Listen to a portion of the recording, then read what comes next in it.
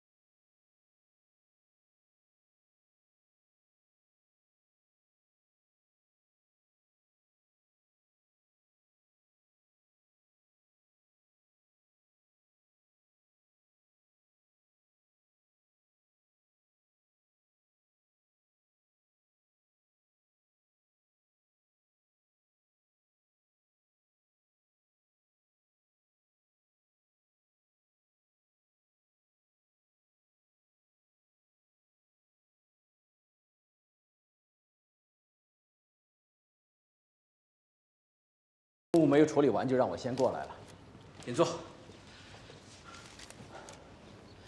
情况有变，北京的情况二位都知道，我就不说了。先说上海，今天下午，上海出现了罢工、罢课、罢市的三罢。上海各界在宁波路卡尔登西饭店召开联席会议，成立了上海商学工报各界联合会，并通电全国，表示卖国贼存在一日，工商学界即辍也一日，誓不反顾。除上海以外，全国10几所城市以及欧洲的巴黎、日本东京也都出现了大规模的抗议政府活动。仅今天一天，总统府和国务院就收到抗议电文300多份，前所未有。更要紧的是，南方政府蠢蠢欲动，借此收揽民心，大肆攻击我政府，甚至一些外国银行和商社也要求我们尽快控制局势，以保护外商利益。今天北京的教育界已经完全失控，前一段刚刚有所起色的局面瞬间消失殆尽。今天几乎所有的学校都上街了，长兴店出现了工人游行了。工人起来那可非同小可，眼看这个局面就无法收拾了。刚才段帅、大总统还有我在一起紧急磋商，一致认为当务之急是要控制局势，想尽一切办法把学生笼络住。事到如今还有什么好办法？办法是有的，叫你们二位来就是说办法的。不过这个办法得靠你们二位去落实。请总理训示。段帅认为，目前正值和南方政府谈判期间，学生闹事这个事，已经成为南方政府攻击我们的一大口实。我们不能因小失大，闹得前方和后方都乱了手脚。我们要想尽一切办法把北京稳住。怎么着？老段服软了？这可不像他的风格。这不是服软，这是运筹，是谋略。行了，废话少说。到底有什么招？快说吧！大总统令：免去步军统领王怀庆、警备司令段芝贵的职务，所有步兵、宪兵等一律撤离。京城社会治安交由京师警察厅负责。此令，徐世昌。这是给学生一个台阶儿。我说嘛，为什么就我一个人来领命？感情这才几天呢，就把那2位给开了啊！你等等，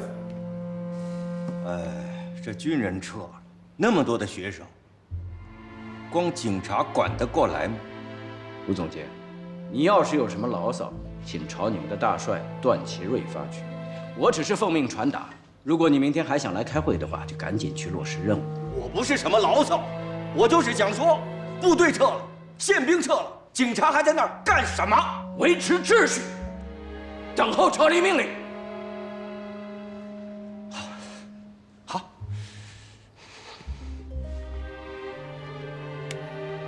副总长，责成你速与各校校长协商警察撤离后的善后办法。政府就一个条件，学生立即复课。只要放了学生，我可以去协调，但政府必须保证，军警不得再过问学生的事儿。学校的事情，警察一掺和，那就要坏事。你以为老子愿意管你那些破事儿吗？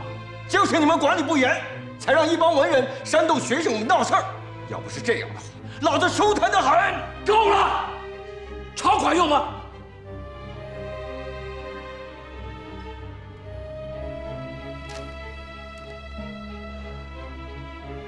吴总监，他们2人的免职命令就由你去传达。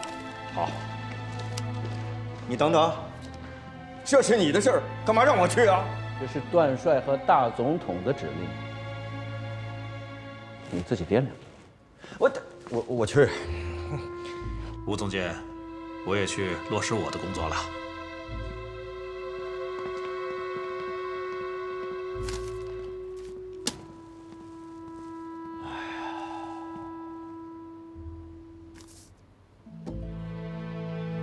中华民国大总统令：1. 即刻解除对全体被捕学生的关押； 2. 警察无条件全员撤出北河沿与马神庙； 3. 治安交由教育部负责。中华民国大总统徐世昌。开锁。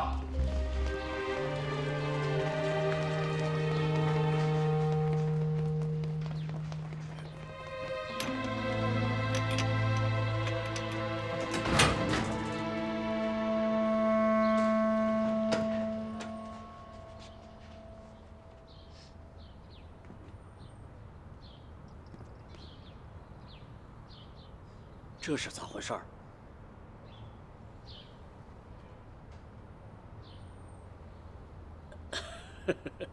同学们，你们一定得冷静，有什么话可以出来慢慢聊嘛。我们全体学生经过集体讨论，一致决议，绝不出狱！绝不出狱！绝不出狱！绝不出狱！同学们，安静一下。这是北京学生联合会刚刚向全国发出的通电电文，我奉命，则要宣读。政府自危而起，学生无端被拘，绝不能自行散去。此次军警蹂躏教育，破坏司法，侵犯。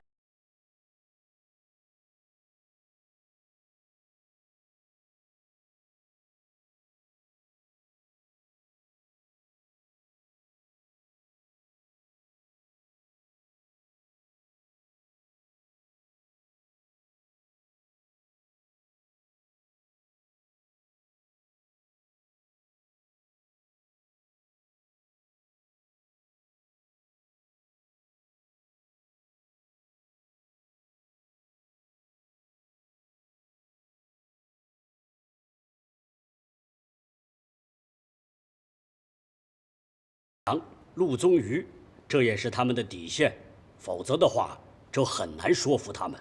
学生得寸进尺，说明背后肯定有高人指点。大家说说吧，啊，该怎么办？我先说吧。今天我已经接到巴黎陆总长来的4封电报，说在巴黎，中国代表团的驻地已经被围得水泄不通。当地华人提出，政府能关押爱国学生，他们也可以效仿关押中国专使。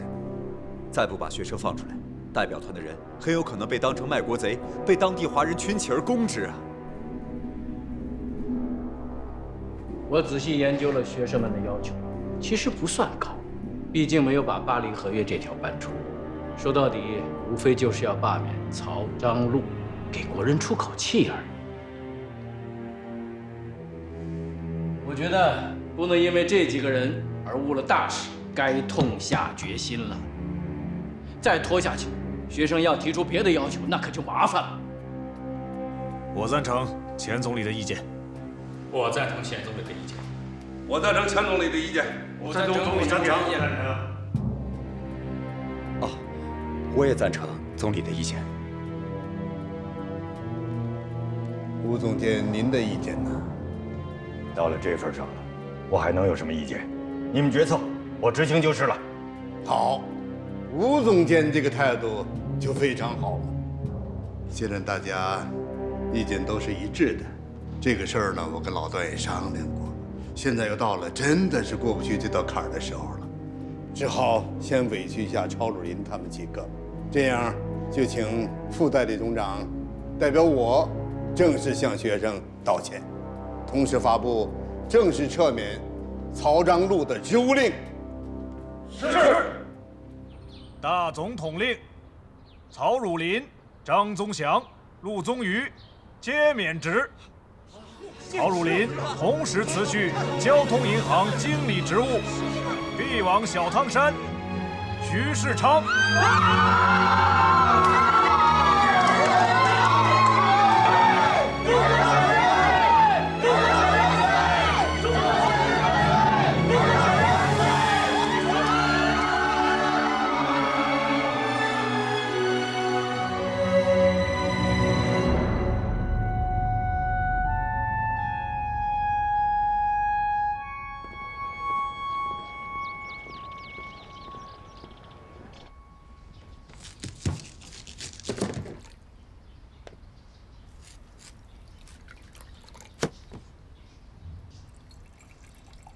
诸位，原先啊，我以为北大这回要完蛋了，真的，但是没想到他又活过来了。所以说，任何事情都需要你经过坚持再坚持的一番努力才行。我没有你这么乐观，现在只是阶段性的胜利，蔡公还没有回来，后边少不了更大的折腾，并且巴黎合约还待字闺中，这件事情不解决，永远都不能消停。好在已经有希望了。哦，鲁迅先生，您又有什么思想的火花？说出来听听。这1个月，我看到了什么？中国的脊梁，钟父兄，新文化运动的启蒙效应已经显现了，东亚雄狮正在觉醒。那么接下来该干什么？要打掉国民心中逆来顺受的奴性，让他脱胎换骨。那我们乘胜追击，敦促政府拒签巴黎合约，不达目的誓不罢休。各位，我有点不同的观点。现代社会都讲究各司其职，咱们是学校，是中国最高学府北京大学，我们得干点我们北京大学应该干的事情。好不容易我们度过了这个关口，我们现在应该把注意力放在如何尽快地恢复我们学校秩序上面来。第一要务就是赶紧上课。世之先生，请问爱国和上课哪一个才是北京大学的当务之急？爱国和上课它不相矛盾啊。那你不上课就能救国了吗？我们是学校，爱国和救国是长久之计，上课是日常事务，轻重缓急，不辩自明啊。危局之中，难得一聚，来说说我们《新青年》和《每周评论》下一步的计划吧。我有一个想法。我们新青年创办3年有余，一直是在启蒙民众的思想。现在呢，民众已经开始觉悟了。那觉悟之后，干什么？不知大家可曾想过这个问题？现在最现实的是抵制巴黎合约，把青岛给要回来。这个目的达不到，就不能算胜利。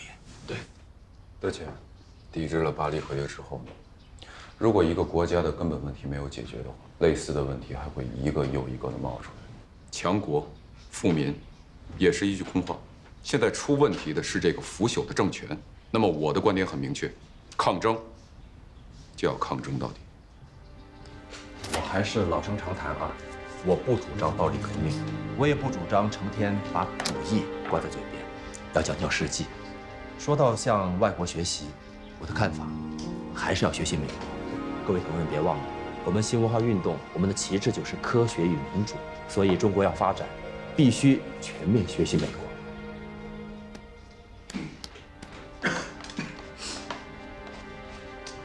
哎，德谦，前些天你不是还跟我说世之有些崇洋媚外，怎么不发言呢？所谓民主，就是各抒己见，不要掖着藏。我是想发表来着，但是我确实还没有组织好。世之，崇洋我有，绝不献媚。绝不献媚？那请问胡大博士，这些日子里你天天夹个包跟在杜威教授屁股后边，像个跟班似的，那不是献媚吗？世之，我觉得你特别像一个人。谁呀？辜鸿铭身边的老辫子刘二，是不是？关中，我之所以这么说，是想我们大家可以各抒己见，但是各抒己见是为了寻找方向。至于观点各异，孰是孰非，那是因国情和时代不同而定的。君子和而不同，这个和就是我们现在的共同点。这个共同点是什么？我觉得那就是无论如何，我们要对现行的社会进行改造，是改造，不再是改良，是一场革命。这是因为我看到了北洋政府种种的倒行逆施之后得出的一个结论。而且我还要告诉大家，既然我们发起了这样一场运动，那么到了这个关键时刻，我们就应该勇敢地站出来，直接行动。这也是我们这些觉醒者在当下的责任和担当。契约无异，与子同袍，我和你共进退。我也算一个。首长，我有一个担心。什么？担心我们新青年分裂。我们现在几乎一见面就要争吵。我知道你的意思。世之吧，太迷信美国，太迷信杜威那套实验主义了。其实他也不想想，中国几千年的封建制度，怎么可能说写就改变了呢？要是不发生一次大的革命，中国不可能追上世界的潮流。以前我觉得你们两个，你太激进，世之呢就太中庸了。我在你们俩之间选其中，可是现在，我想我有了更多的倾向了，这样势必会让世之觉得更孤立。首长，我提醒你，世之很要面子，有些场合你别太难为他，有些事情我说他勉强过得去，你说多了，他的面子过不去的。你放心吧，我就是没把他当外人。你刚才说的倾向是什么意思？关于马克思主义，前一阵子我在编《新青年》下一期的稿子，我把你写的那篇长文《我的马克思主义观》又仔细读了一遍，同时我又把4月6日《每周评论》发表的《共产党宣言》的第2章《无产者和共产党人》也仔细读了一遍，很受感触，感慨颇多。你在编者案中说，《共产党宣言》是马克思和恩格斯最先、最重大的意见，这对我有很大的启发。首长，我觉得你现在是中国宣传和信仰马克思主义的第一人，所以有些事情我需要请教你。哎，请教不敢当。其实，在日本的时候，我就已经关注马克思主义学说。我现在正在写我的马克思主义观的下半部分，但是我很想知道你对于上半部分的看法和意见。至少我现在觉得，马克思主义比无政府主义更要有理，比杜威的实验主义也要有理。但至于它是不是当今时代最先进的理论体系，这个还不好说，因为我没有看到全部的马克思主义著作。其实对于马克思主义理论，我已经关注了很多年。之前我在日本的时候就发现了，在日本有很多人都在研究马克思的社会主义学说，翻译了很多资料。原先我只是读它的原理，比如说历史唯物主义变成唯物主义，社会主义从空想到科学。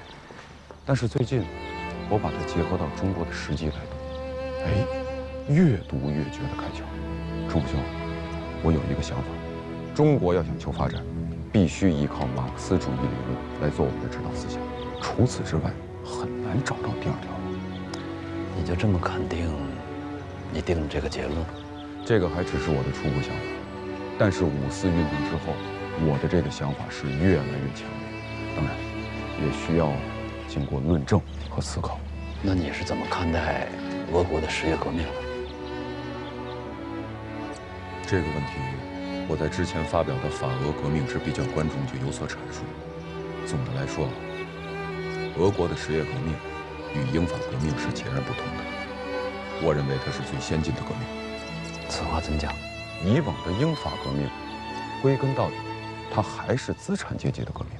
但是俄国的10月革命则不同，它是无产阶级领导的社会主义革命。依据马克思主义的理论，社会主义革命是资本主义发展的必然结果。从这个意义上来讲，它一定是最进步的革命。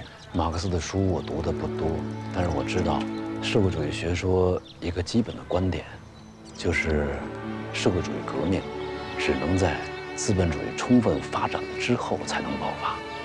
可是现在俄国并不是发达的资本主义国家呀。这一点我原先也不了解，但是后来我看了列宁的书之后，我才知道，列宁有一个观点：社会主义革命可以在帝国主义的薄弱环节当中爆发，并且取得成功。你看啊，俄国的10月革命到现在已经快2年了，苏维埃政权在帝国主义的层层包围之下，已经站稳了脚跟。这个足以说明列宁的观点是正确的。那这么说，像中国这样积贫积弱的国家，也能搞社会主义革命了？这一点我还在研究。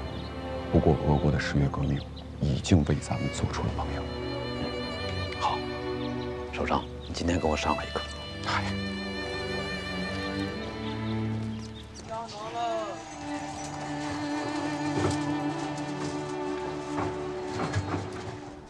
君曼，哎，回来啦！爸，干什么去？陈伯陪他出去一趟。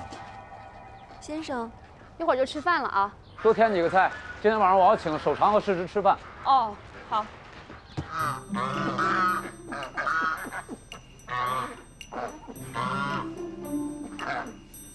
又笑。嫂子，来，我可算是又吃着徽菜喽。严格的说，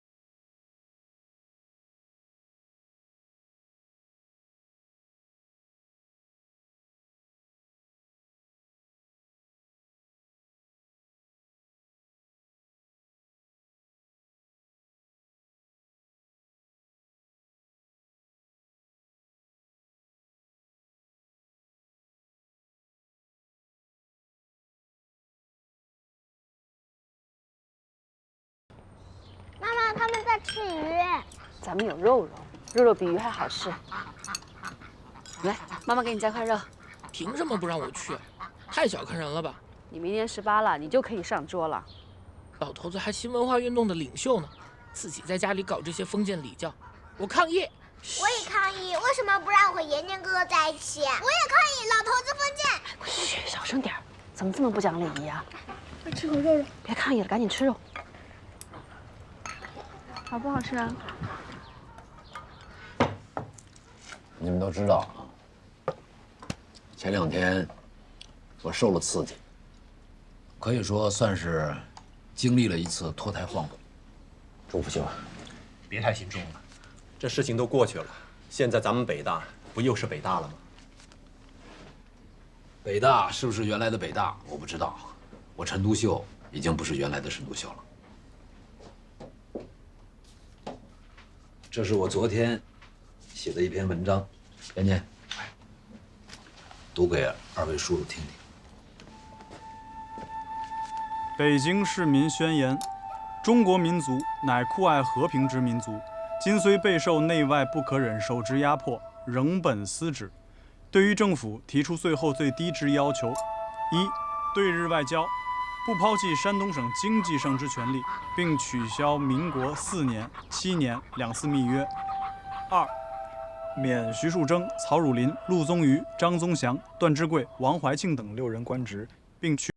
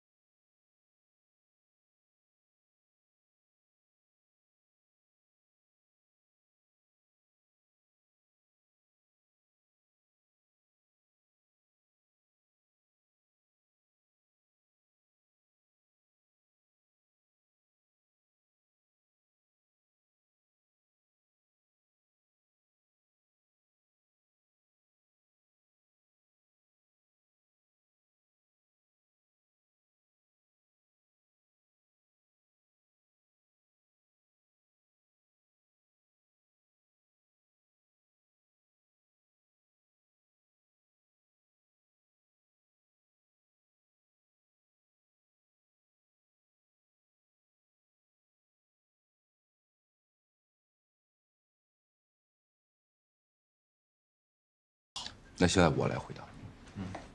我觉得人不能为了自己而活。你到长辛店去看看那些破败不堪的工坊，你去金浦县去看看那些饿殍千里的难民，你再去前门大街去看看那些沿街乞讨的乞丐，我们难道不该为他们干点什么吗？你难道要求我们像你一样光鲜亮丽的活着吗？大赵先生，我觉得您说的太好了。国家到了这个份上，就应该豁出去，舍小家，才能顾大家，鱼和熊掌不能兼得。年年，有你说话的份吗？祝福兄，没事儿，延年可以发表他的意见。对不住，胡叔叔。是这，我刚才话有点严重了，对不住。不碍事儿，真的不碍事儿。我知道你是个坦荡之人。二位坐下。你们都知道啊，我喜欢争论，争论才能出真理嘛。啊，来，我们举杯。来。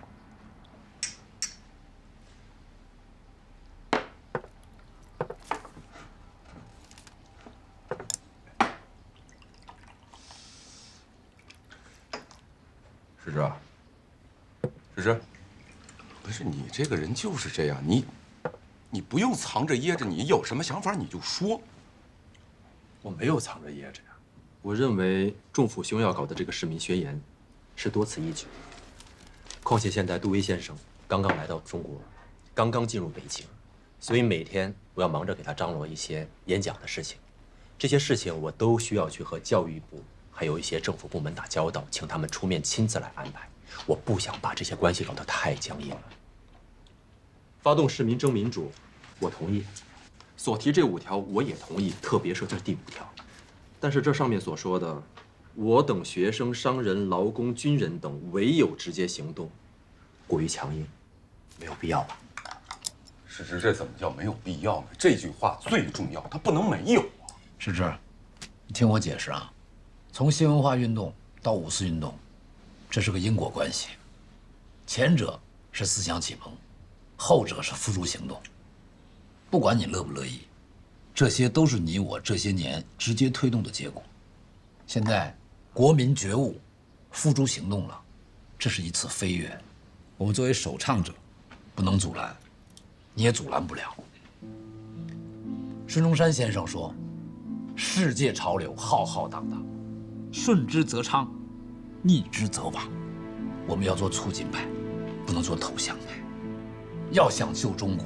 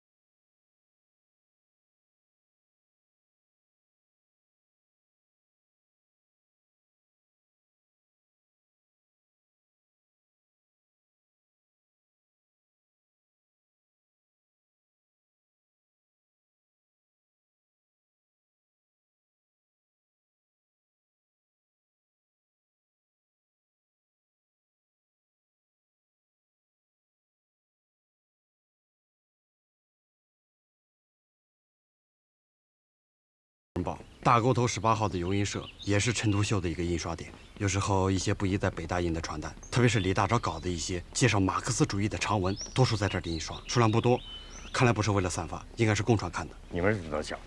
要对幕后的人加强监管，防止他们出手。各区属队按照所开地址秘密检查，重点是大沟头18号。查。是。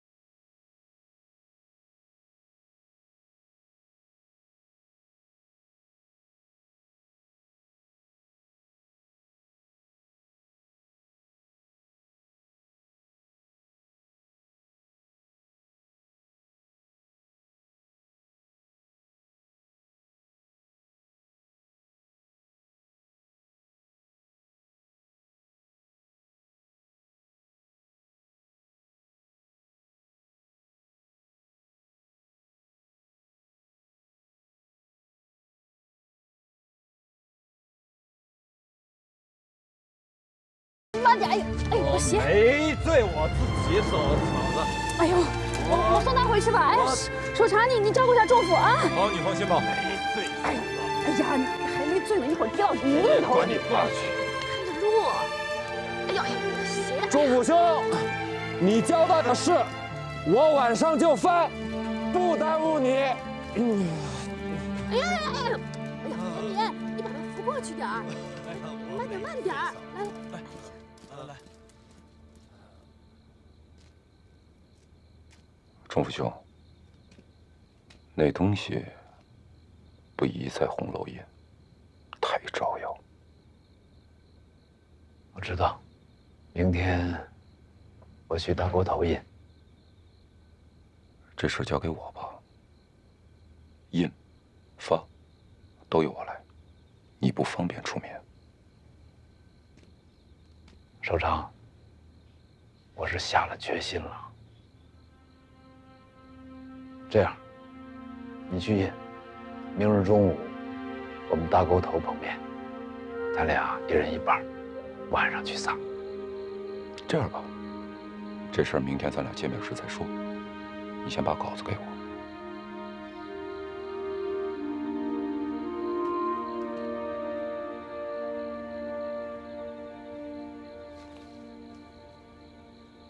明天撒传单的事儿，别让延年知道，也别牵扯上延年。